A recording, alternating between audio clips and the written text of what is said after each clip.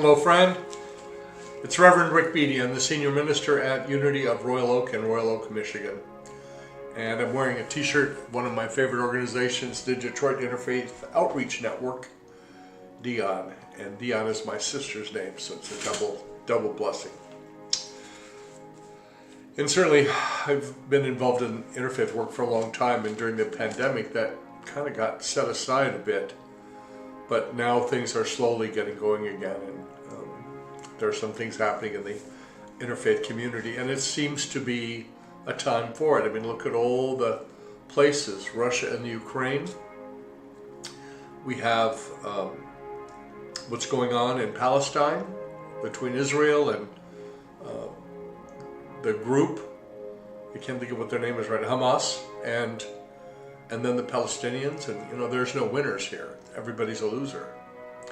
And I share these ideas because it's what today's daily word reading is about, and I share it with you with the permission of Unity, who publishes Daily Word.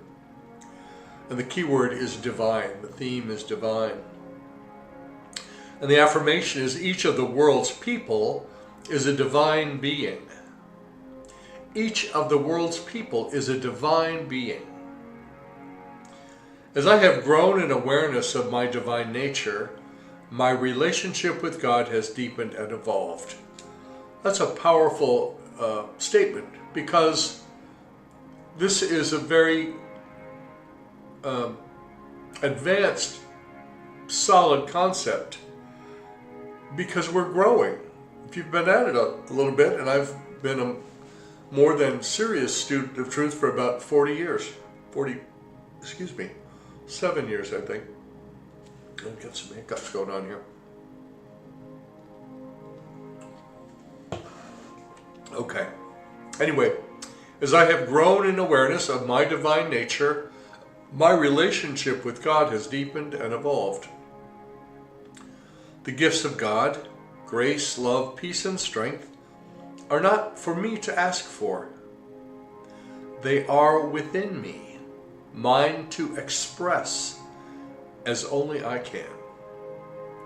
So think about that for a moment, because we're used to asking God for this and that and the other thing, like there's some vending machine somewhere, and if we hit the right combination of words and get the lever under the right column, we'll get what we want. This is saying that the gifts of God, grace, love, peace, strength, are not for me to ask for. They are within me, mine to express as only I can. My understanding of the nature of God has also grown to include my human family, each member a spiritual being expressing their many divine gifts as only they can. Knowing this changes my relationship to others. Rather than focusing on our differences, I can now look beyond them to behold our oneness, our kindred souls as divine beings. As awareness of our spiritual divinity dawns in every heart, the world will grow in harmony and cooperation. We are in God, we are divine.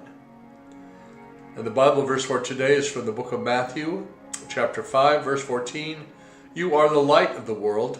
A city built on a hill cannot be hid. You're a divine being, and so is everybody else. And I love the piece where it says, as our awareness of our sheer divinity dawns in every heart, the world will grow in harmony and cooperation. Now, some people say, Rick, how could that ever happen? Well,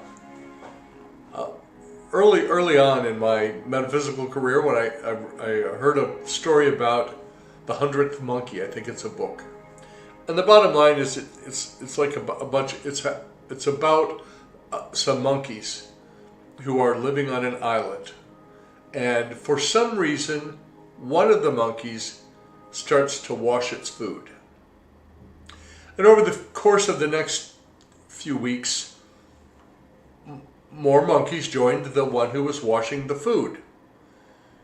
And then suddenly the whole tribe, the whole troop, was all washing their food in the ocean. And the idea is that when we get to somewhere, and I've heard it said 11%, 17%, there's a tipping point. When we get to the tipping point, then things move in that direction. That's why our job in unity is as much to establish our consciousness in ourselves, in our churches and centers, in our communities. And yes, sometimes we take direct social action, but to help get a consciousness going that can then help us all achieve that tipping point. And certainly, like I said, you don't have to look very far to see the challenges, what's going on college campuses right now, the journey between Palestine and Israel and Hamas and all of that, the Middle East, Russia and the Ukraine. We certainly have our spot, and then our own divided political scene here. So plenty of stuff out there, and if you give it energy, we get more of it. Right? Oh my God, isn't it terrible? Well, it just is. That's all. We decide, is it terrible or good or neutral? It doesn't. We get to make that decision ourselves. And particularly the last few days, I've had some very tough conversations with people about stuff that they're going through. A dear one who is basically homeless, looking for a place, dealing with medical procedures and needing care and not being very connected to family. So there are a lot of people out there who aren't very connected to others. That's why I'm glad you're here. We are, first and foremost, a community. We care for each other. If you're looking for a spiritual community and you're in the greater Detroit area, come see us. We're in Royal Oak, Michigan. If you're online, we do stream our services, but I'm going to tell you, it's not a big production. We have a little fixed camera and we stream, and we do it as a service for people who can't come into the building. But the experience in the building is the best because we're together. We could be anywhere. We could be outside in the parking lot together, and we love to be together. So we are a community, more than a church for sure. I'm playing Kim Lang's music, 25 degrees of meditation. I'm going to invite you to just relax for a moment with me, to allow your attention to come to your breath. But we're going to turn away from all the challenges of the world around us. There have always been problems. There will always be. Jesus said it, the master teacher said, he said, there will be poor always. Right? We have challenges. We always have them, human beings. Whether we're gifted them to grow us up, as some people think, I don't think that. They're just stuff happens in life. Some days are amazing, and some days are like, oh, not so good, but I'll get through it. At any rate, I'm going to turn away from the outer world. I'm going to do that by turning within. That's really the process of meditation, is to turn within. So let's take 3 deep breaths. Take a deep breath in. Sigh it out. Deep breath in. Sigh it out. Another deep breath in.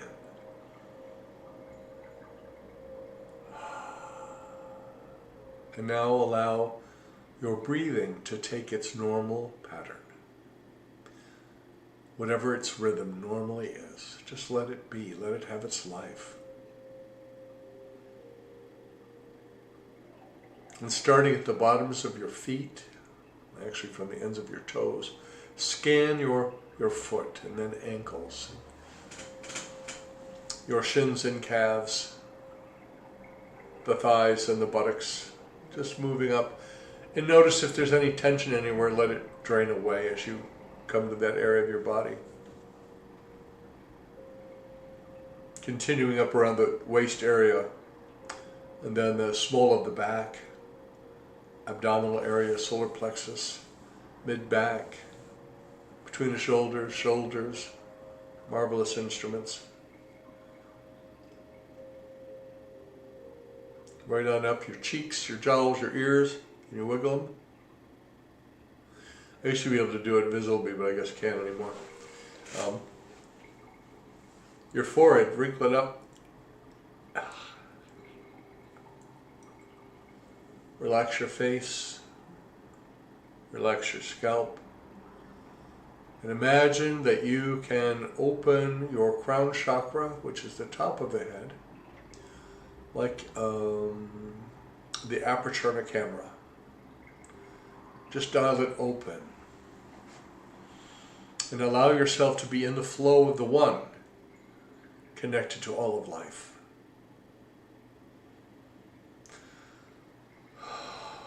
And allow yourself with every breath to become a little bit more relaxed. If you hear any noises, there's construction going on around here all summer, so you might hear a noise. Everything doesn't have to be perfect to meditate.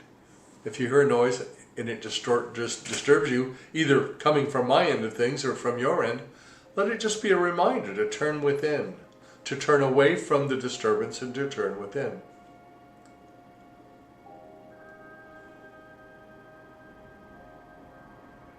You can meditate with your eyes wide open. I often do. I can be standing in a line in the grocery store and people would wonder what I'm doing, and I'm just in the zone, meditating.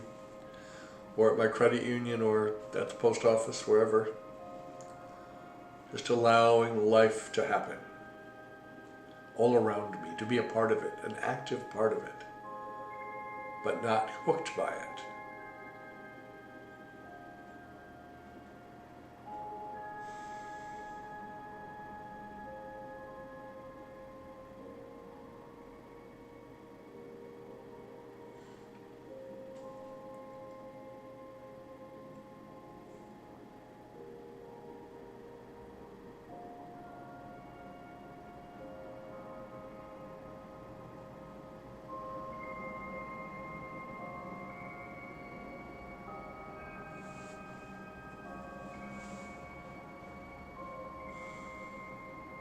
With each breath, relax a little bit more, become a little bit more open. And we open our awareness to the oneness that exists between all beings. Not just the people on our planet, but I also think it's whatever beings are on other worlds, and I believe that there are other beings on other worlds. There are trillions of worlds, so mathematically it would be hard for me to not think that life had evolved on other worlds as well.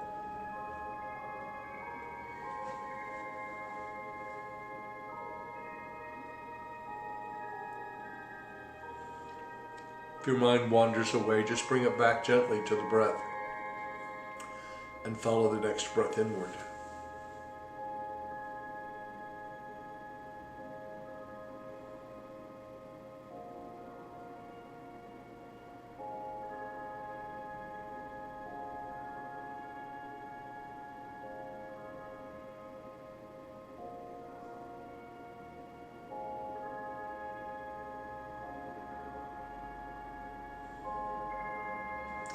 And while we remain in this meditative state, I invite you to call to mind any challenge you're having that you would like some prayer energy around.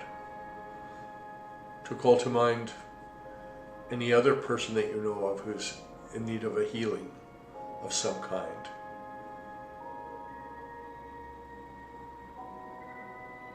And I'm thinking of a few. Adarsa, Cindy,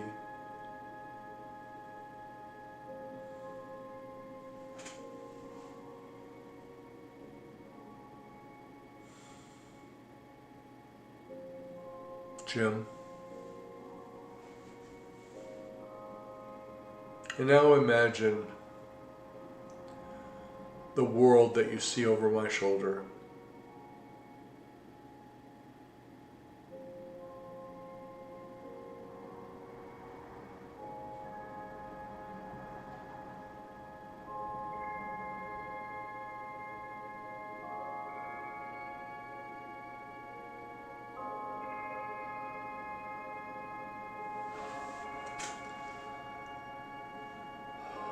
Father, Mother, and everything, God, whether the prayers for ourselves or for a dear one, for someone we know that whatever the request is, whatever the need, perceived need is, that you are the answer to it, that you are the supply. And we trust that limitless supply that flows from you. In the words of our co-founder, Mr. Fillmore, God, we know that you, whatever you are, whatever it is, that something is the source of all life, all good, all blessing. And remember, my friends, that what you focus your efforts and energy and attention and focus on, you get more of. So why not make it more peace, more love, more happiness for everybody? Our tagline here is find your joy here. Authentic joy, real joy. It's a spiritual, it's a fountain of life within us. May your day, your night, may this week be filled with joy. And remember, my dear friends, that the light of God surrounds us, the love of God enfolds us, the power of God protects us, and the presence of God washes over us. Wherever we are, God is. All is well. Namaste.